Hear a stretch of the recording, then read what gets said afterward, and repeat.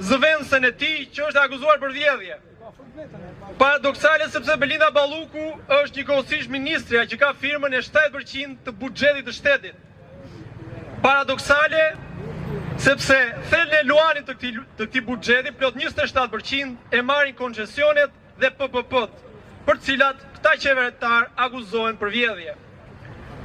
Paradoksale sepse përmes asaj që quajnë paqe fiskale, praktikisht po i falin 1 miliard euro atyre që këta i quajnë biznese, por që në fakt janë miq të ngushtë të Edi Ramës. 1 miliard euro. 1 miliard euro të cilat do t'i shërbenin buxhetit për të rritur me 50% fondin e pensioneve. 1 miliard euro a thua se janë të babait e Edi Ramës. Janë 1 miliard euro të gjithëve ne, taksa paguesve, që i kemi dhënë detyrën zotërisë që për 10 vjet t'i mbledh këto 1 miliard euro dhe t'i vëjnë në shërbim të gjithëve ne. Paradoksale është situata edhe sepse me këtë buxhet, ata deputet majorancës që ulen aty, pasur turp fare, po thonë se do rriten pensionet.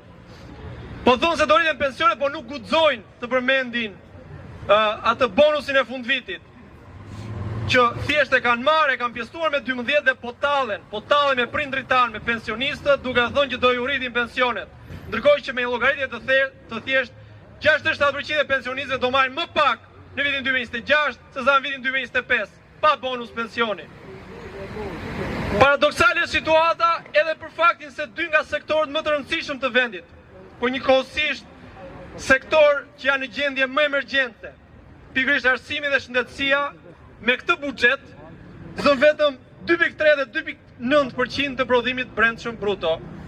Kur vendet e BE-s këtë buxhet e kanë 5% dhe 10%. Tek ne, me sa duket, shëndetësia dhe arsimi që ka kaq mirë, saqë pjesa që i japim arsimit dhe shëndetësisë është 2.3 dhe 2.9%. Paradoksal është fakti që shpenzimet e ministrisë Belinda Ballukut, ministrisë infrastrukturës, thuaj se 50%, 46% e shpenzimeve i zë transporti rrugor, për atë që ajo akuzohet për vjedhje. Në këtë vend ku praktikisht kemi 35 vjet që ndërtojmë rrugë s'kemi, sepse vazhdojnë të ndërtojnë rrugë që s'na çojnë as gjikundi, sepse lekët vide.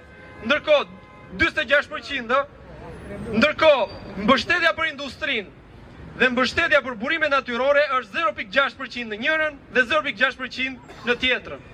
Në vendin ku për 35 vjet vidhen burimet natyrore dhe s'ka mjaftueshëm financim nga shteti që t'i mbikëqyr, dhe në vendin ku për 35 vjet